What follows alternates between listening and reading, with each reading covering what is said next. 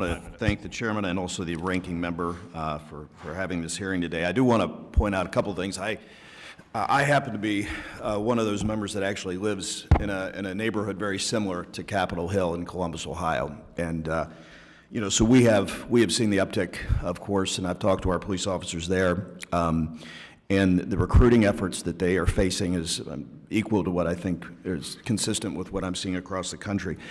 I also do want to point out that you know, when you reach a certain age, a lot of your staff tend to be about the same age as your children, and we had 3 of our young staffers that were just walking back on Capitol Hill. One of them is here with us today. That were attacked by a homeless guy with a knife. And you know, as a father, you hear that and you view these young staffers as professionals, but you're mindful. So anyway, along those lines, I do have a few questions. Chief, I'd like to kind of start with you. As we know, the Capitol Police expanded jurisdiction reaches beyond the Capitol campus itself into some of those surrounding neighborhoods. And you mentioned this in your written testimony. You also highlighted it. And you described some of the multiple incidences that you've responded to in the crimes in the nearby area. What are the greatest challenges that you face with the jurisdiction of these neighborhoods? The biggest challenge for us is that once you get beyond that extended jurisdiction zone, and you know, and oftentimes we're patrolling beyond there because we've got a building where 30 members of Congress live, so we're patrolling that 3, 4, 5 times a night. The fact that if something happens, oftentimes we'd have to call for MPD to take some sort of action because we don't have the authority that we need. Well, with that, what would you say the coordination with MPD? What's that typically like? It's great, but a very quick example. We had at the congressional softball game last year, it was beyond our extended jurisdiction zone. We had a group of demonstrators walk on into center field and stop the game. We called for MPD because we did not have the authority to arrest them because it was outside the extended jurisdiction zone. What I would like is to have a memorandum of agreement. We have several memorandums of agreement with MPD to be able to, at a congressional event, that we would in fact have the authority to take police action at something like that. So we wouldn't have to wait for them to make the arrests. And I appreciate that.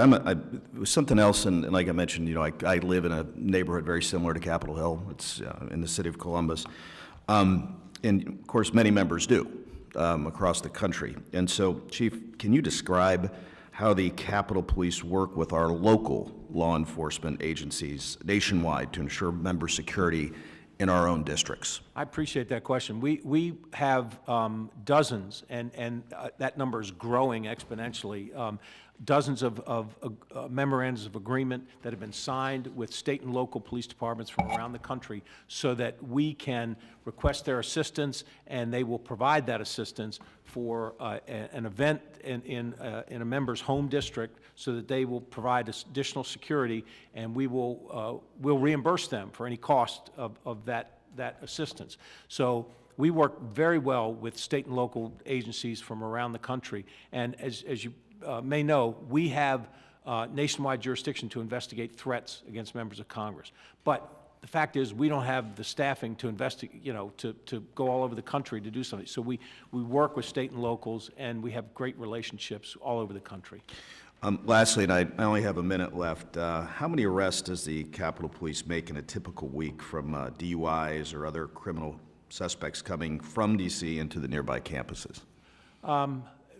You know, traffic offenses, including DUIs, we probably make a dozen or so every week. But I will tell you that the number of arrests over the last couple of years has gone up each year.